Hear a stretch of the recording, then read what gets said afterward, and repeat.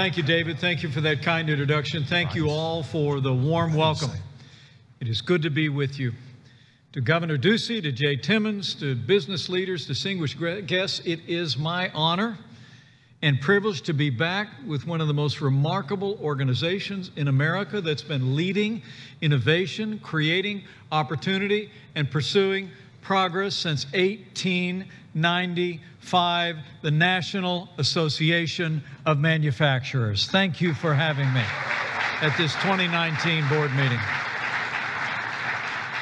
And as I get started, I know you've had a busy couple of days, and I wanted nevertheless to begin by bringing greetings from a friend of mine, a businessman who now is in a different line of work, but I know has made a great connection to all of you in this room and to business leaders around the country. I want to bring you greetings from a man whose leadership has helped bring American manufacturing back. I bring greetings from the 45th President of the United States, President Donald Trump.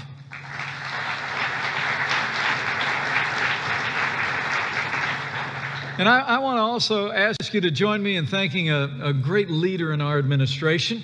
He's been a champion for manufacturers and hardworking entrepreneurs all across America. I know you've already heard from her at this 2019 board meeting, but join me in thanking Linda McMahon, the administrator of the Small Business Administration, for her great work for American jobs and opportunities. Thank you, Linda.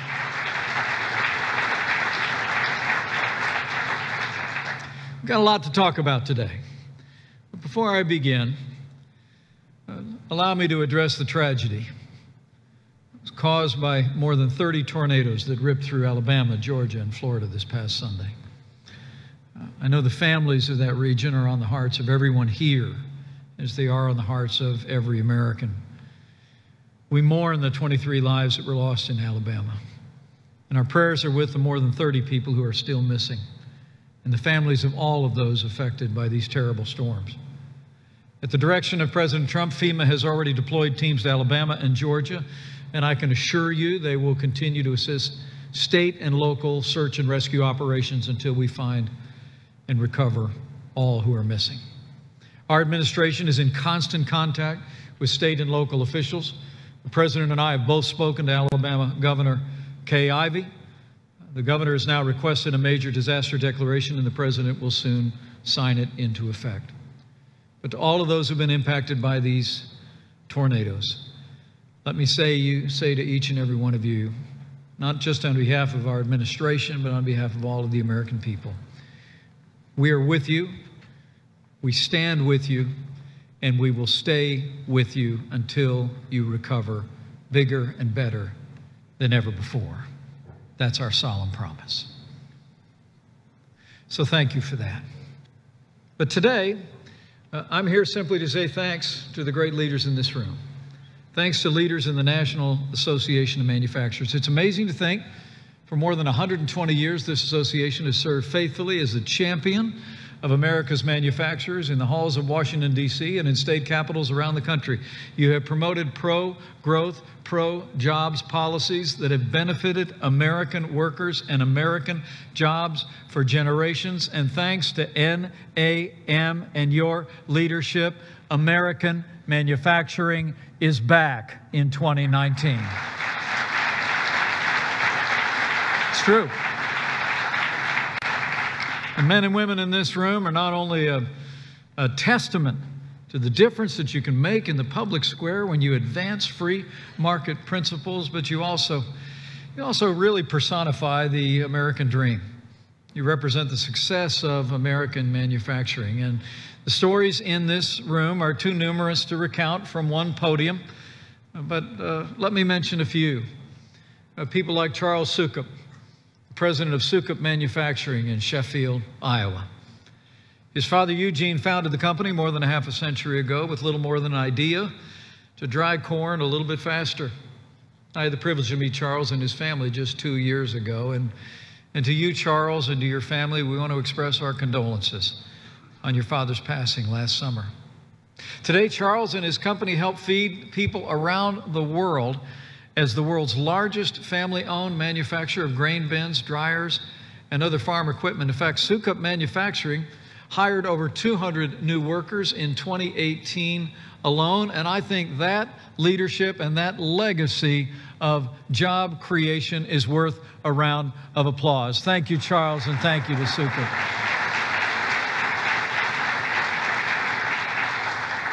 We also have with us John Williams, the chairman and CEO of Jamison Door Company in Hagerstown, Maryland. Jamison Door Company was founded more than a century ago by three men with, I'm told, a little bit of money and a lot of determination.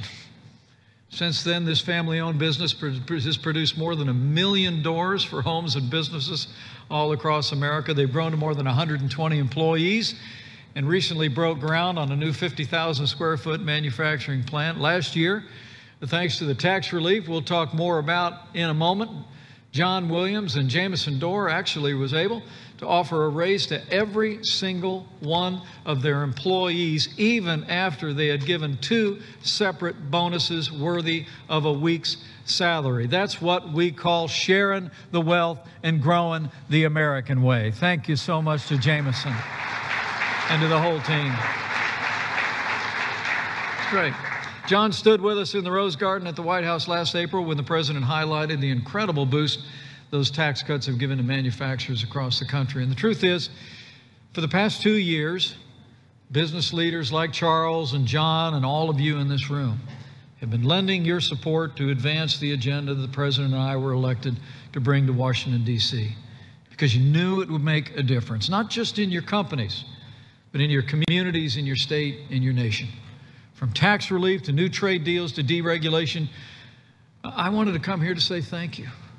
Thank you for standing with us as we have fought for American jobs and American workers. Because of you, we have unleashed prosperity for the American people and revitalized our nation's great manufacturers. We truly have. And just as we're grateful to each of you, and just as we're grateful to each and every one of you for your support, let me assure you that America's manufacturers have no greater champion than President Donald Trump.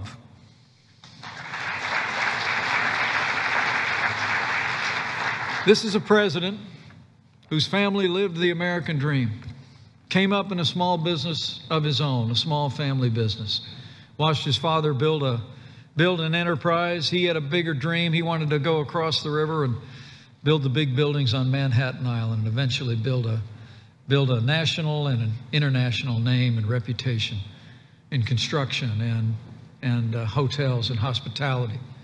But this is a president that understands that a nation grows if a nation builds. He understands that manufacturing is vital to our nation. You in the room here build our roads and bridges. You make the cars and trucks that make America run. You forge the planes that travel our skies. You discover and develop life-saving medicines. You deliver affordable energy that powers our homes and businesses. You produce the food that feeds the nation and the world. And when it's all said and done, you make our families stronger, our lives more prosperous, and American manufacturing makes America succeed.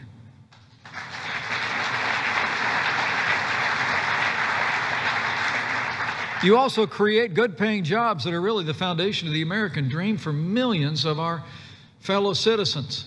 You know, I come from the state of Indiana where, back when I was governor, I used to say in the Hoosier State, we do 2 things well. We make things and we grow things. And I know the strength of manufacturing is in my home state and is in states all across this country. You actually, at this very moment, manufacturers employ more than 12 million Americans in all 50 states. And as President Trump said when he spoke, to you in our first year in office, the drive and dedication of your workers makes this country run, and their creations power our communities and protect our nation. The truth is, American manufacturing and American manufacturing workers are the backbone of America. It's the truth. And all told, manufacturers contribute more than $2 trillion to our economy, and the overwhelming majority are small businesses. And this president understands the critical role that manufacturers play in the life of our nation, and since day one, as you've observed and partnered with us, we've been fighting to make it easier for you to make the products that make America. and easier for the men and women who work on your shop floors to succeed.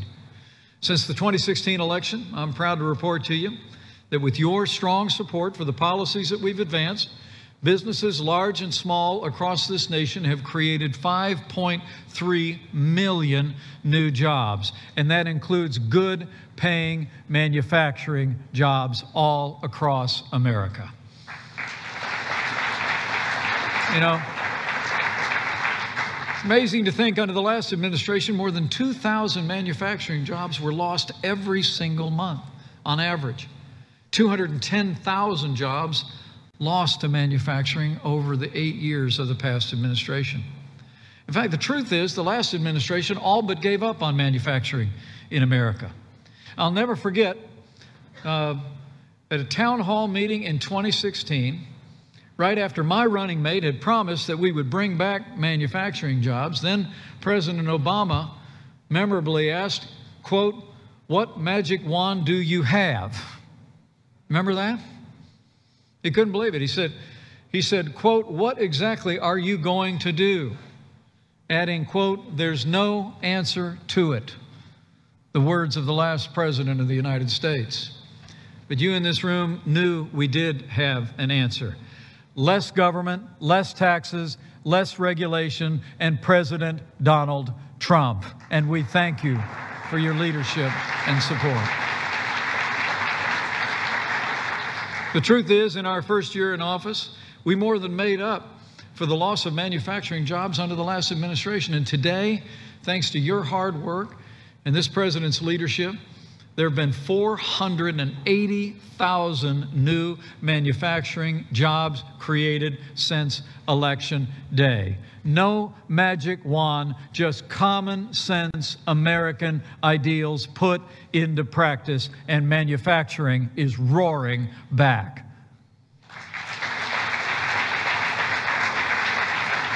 In fact, I'm told 2018 was the best year for manufacturing job creation in more than 20 years. Last year also marked the highest level of optimism among manufacturers ever recorded. Just a few months ago, NAM announced that more than 92% of American manufacturers have a positive outlook on the future. And I can just tell, looking at all of your faces, that that statistic is holding even through today. But you know, it's not just manufacturing. Under our administration, unemployment has hit a nearly 50-year low. We've seen the lowest unemployment rates on record for African Americans, Hispanic Americans, and Asian Americans. And just last week, after the previous administration and countless experts said it couldn't be done, our administration announced that for the first time in 13 years, we achieved over 3% economic growth for an entire calendar year. The American economy is roaring again. Now, this is a testament to all of you who are gathered here and to job creators in businesses large and small all across the country. And it's a testament to all the hardworking Americans that you employ. The truth is, the reforms that we brought about have meant more money to invest in your business. A growing economy also means more money for your workers and for their families. And one of the most encouraging statistics of the President and me is that after years where we saw wages, stubbornly stuck at a modest level of growth, today wages are rising at the fastest pace in more than 10 years. They're growing fastest for blue-collar workers, the backbone of the American economy. The forgotten men and women of America are forgotten no more. And working Americans are prospering as they haven't done so for more than a decade. And you know, I don't have to tell you in this room, this hasn't just happened. It's a direct result of the leadership and the policies that President Trump and our administration have been advancing and that you've been fighting for, literally fighting for since day one of this administration and throughout the long tenure of this great association. But just look at what we've done in the area of regulation alone. The National Association of Manufacturers actually studied this issue, and I'm told that you found that federal red tape costs manufacturing businesses an astounding $19,500 per employee per year. And for those of you running small manufacturing firms with fewer than 50 employees, the burden of federal regulation almost doubles to nearly $35,000 per employee per year. It's amazing. That's why President Trump promised on the campaign trail and every day since to roll back the heavy hand of government. And we set a goal at the start of this administration to cut 2 federal regulations for every new federal regulation that we put on the books. But we didn't quite hit that mark, because the truth is, we blew right past it. In the last year alone, I'm pleased to report to you that thanks to the President's leadership, our administration has cut 12 federal regulations for every new federal rule put on the books. We're cutting federal red tape as never before. In fact, this president has signed more bills cutting federal red tape than any president in American history.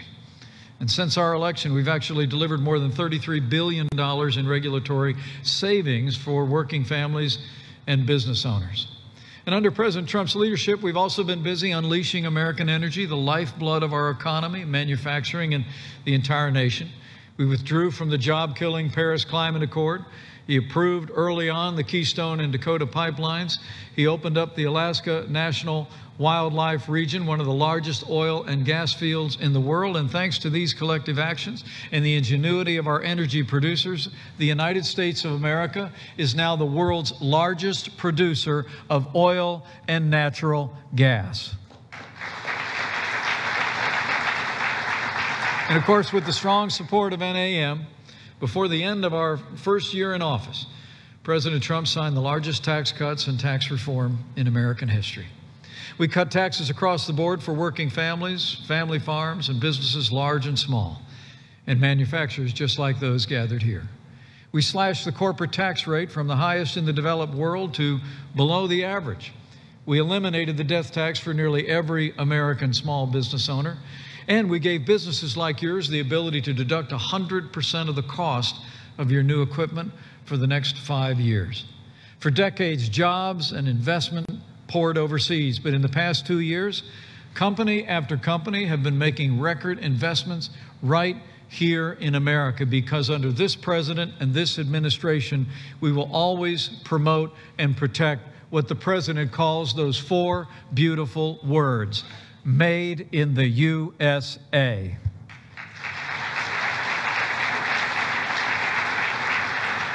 But for all we've accomplished in these first few years, as this president likes to say, that's just what we call a good start. If you haven't noticed, the American people actually elected a builder to be the 45th president of the United States. And I'm here to tell you that this president and our administration are absolutely committed to rebuilding the infrastructure of America. It is time for a major bill from the Congress to rebuild the roads and bridges and ports and highways of America. As the President said in that State of the Union address, both parties should be able to unite for a great rebuilding of America's crumbling infrastructure, and so they should. We're committed to working with the Congress to make these historic investments in our infrastructure so that businesses can get your goods to market quicker and more efficiently than ever. You know, I've always said that roads mean jobs, and I don't just mean road jobs. I mean, the truth is, those of you in manufacturing understand that the right infrastructure makes it possible for you to deliver your goods not only across your state, across the nation, but across the world. And we're going to make sure that you have the infrastructure to support a growing economy. And to make sure that you can hire the workers you need to keep growing your business and investing in workers, this president also making it easier than ever for the American people to get the training they need for the manufacturing jobs of the future. Recent studies show nearly 3.5 million manufacturing jobs are going to be created by businesses like yours in the next decade, but some 2.4 million of those jobs could go unfilled. 70% of manufacturers are already seriously concerned about finding workers, and I hear it all the time as I travel around the country about the need for workers and the need for job training and workforce development. The skilled trades in particular, I'm told, are increasingly hard to come by. Electricians, welders, machinists are in high demand, and too few Americans pursue these valuable paths. You know, the president and I believe that all honest work is honorable, And that's why in our first year, the President signed an executive order to expand apprenticeships and vocational education to help all Americans adapt to the constantly changing needs of the 21st century America. We will make sure that we have the best trained workforce in the world, and we'll work with each and every one of you to accomplish that.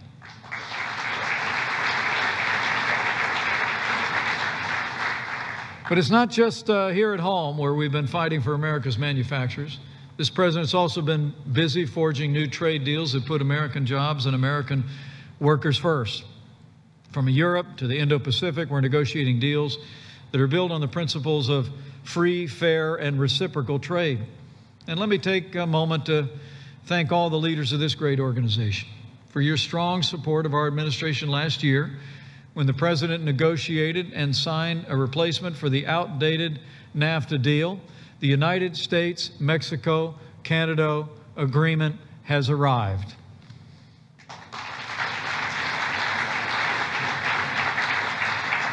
The USMCA, as it's known more briefly, is going to impact, we believe, more than 2 million American manufacturing jobs that depend on exports from Canada and Mexico.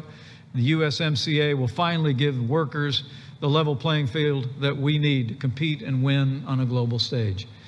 But now that the agreement has been signed and it's going to be considered in the Congress, let me take this opportunity to encourage your renewed energy and support. Governor Ducey and I were just speaking about this a few moments ago, about the importance of us hearing from business leaders and from state officials like him about the importance of swift congressional approval of the USMCA. The truth is, we've done our jobs. We've negotiated a deal that puts American jobs and American workers first, and it's time for Congress to do theirs. So we urge you to send a strong message to members of Congress in all 50 states that it's time to approve the USMCA, and we must see it approved by Congress this year.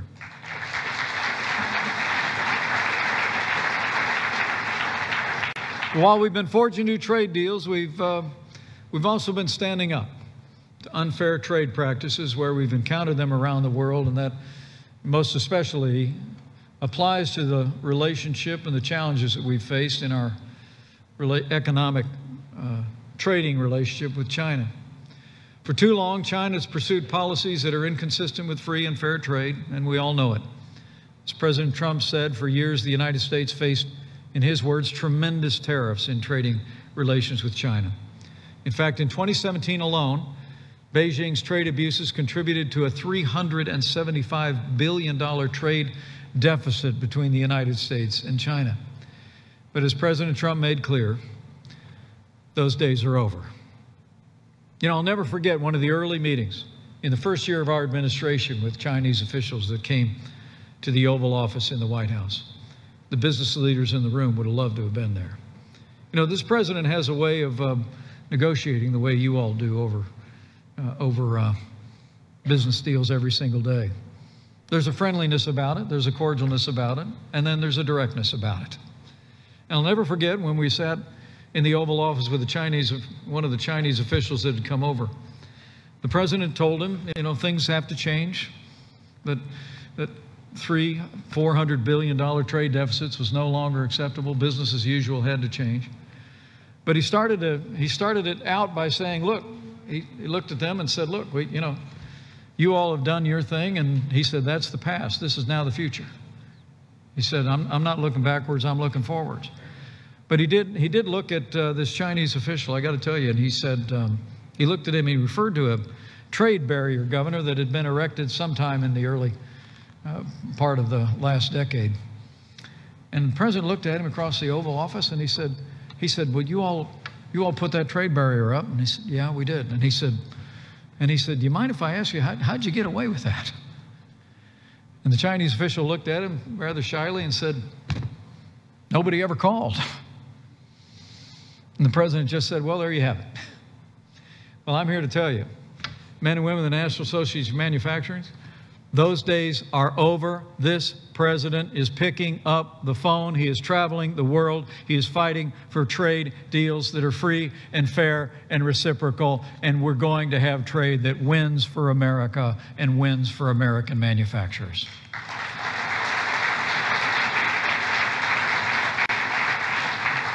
Now, 2 weeks ago, I'm pleased to report a delegation of Chinese officials came to Washington, D.C. to continue our ongoing negotiations.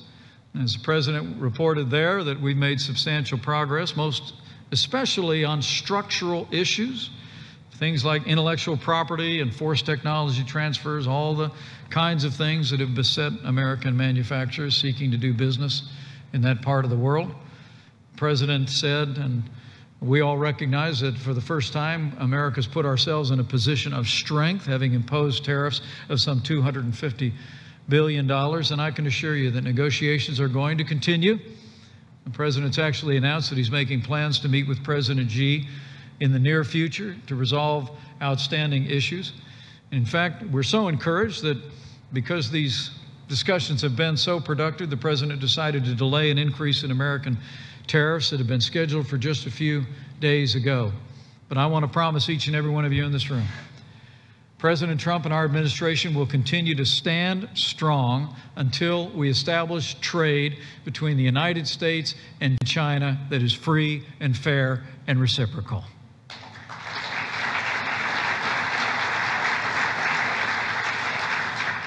Finally, as we gather here in Arizona, and I know you're here from all over the country, people here of Arizona appreciate more than most, we have a crisis on our southern border. And this president has stepped forward to provide leadership to address that crisis.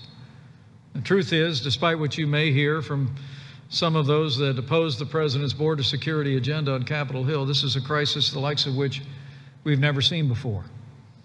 I mean, for the first time ever, the majority of illegal immigrants coming into our country are unaccompanied minors and families, people who are being exploited by drug cartels and human traffickers to make the long and dangerous journey north to our southern border.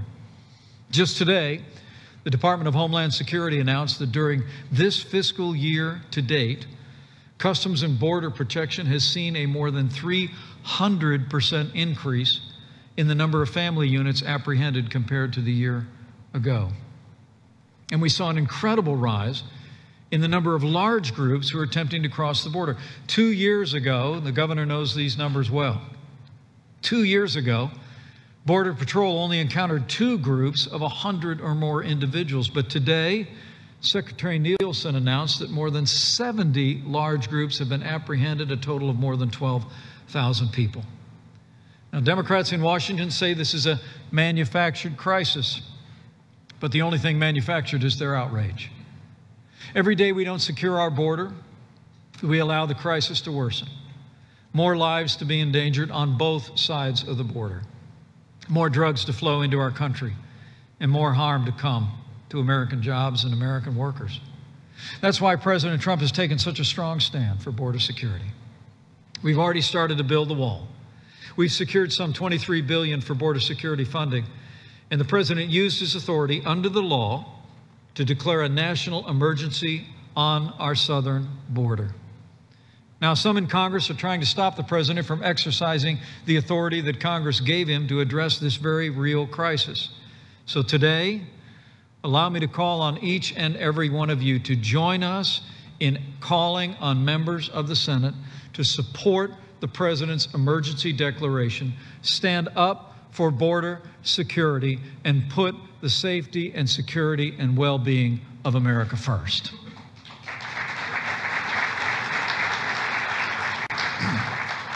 Now, before I close, know this.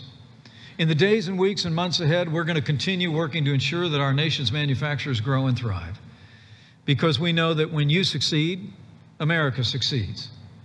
The stakes could not be higher, and the choice we face could not be clearer. As I said this weekend at another gathering, it is remarkable to think that as we gather here today, leading Democrats are openly advocating an economic system that has impoverished millions around the world. Under the guise of what's called Medicare for All, or the Green New Deal, Democrats in Washington, D.C. and in the national debate are embracing the same tired economic theories that impoverish nations and have stifled the liberties of millions over the past century. That system is socialism. What they're actually offering is just more of the same. More taxes, more spending, more government, and less freedom.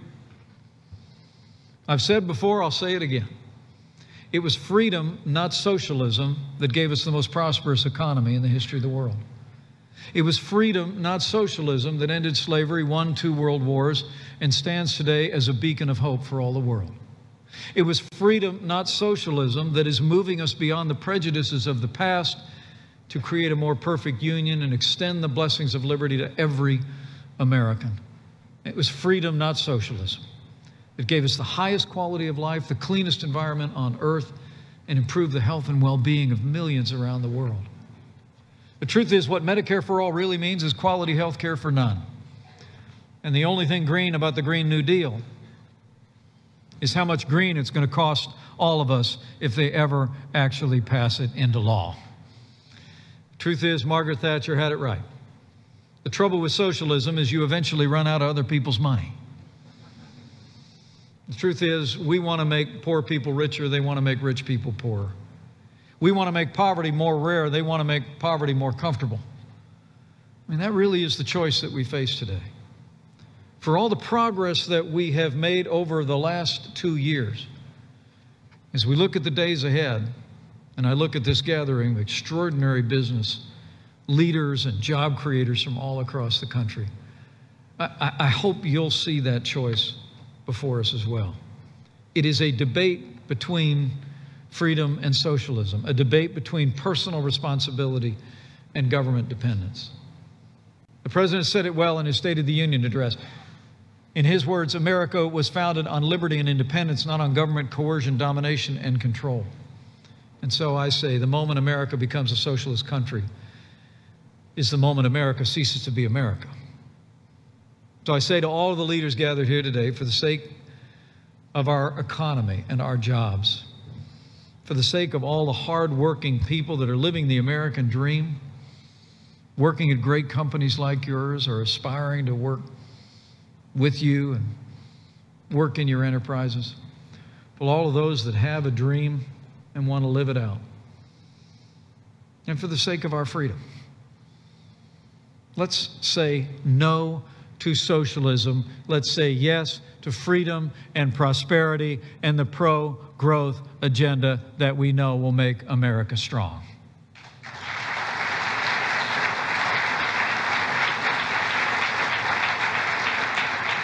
And I promise you, the President and I are going to keep fighting.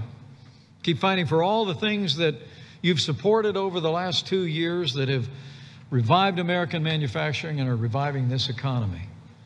But the truth is, it's going to take all of us in the days ahead. So I want to encourage each one of you to do your part. Keep promoting pro-growth policies, pro-jobs policies in Washington, D.C. and all around the country. And promote the policies that you know are going to not only make your company stronger, but make our states and our nation stronger. By that, I mean, talk to your employees. Talk to your workers. Go meet with people in the cafeteria. Talk about the larger issues of the day. Talk about how we've been able to roll back taxes and regulation, how we've been able to fight for free and fair and reciprocal trade in ways that are contributing to their livelihood and the opportunities that they and their family have. Tell them how we've been rolling back the heavy hand of government so that your company can innovate, give them job security, and create more opportunities for more people in the community in the years ahead. I mean, tell them how we're putting Washington, D.C. back to work for them. And tell them that we're going to keep fighting for each and every one of them. Talk to your suppliers as well. Talk to your business associates. Send out an email. I mean, the truth of the matter is, those of us who serve in public office, whether it be the president, whether it be the governor, whether it be Linda McMahon, or this vice president, we can only do so much. You're the leaders in your communities, in your state, and all across this nation. And we want to encourage you today to let your voice be heard on all these major issues. Just know that sending an editorial to your local paper, sitting down for a local interview, talking to your employees, or speaking at a local Rotary Club makes the difference all across this country. And we encourage you to let your voice be heard.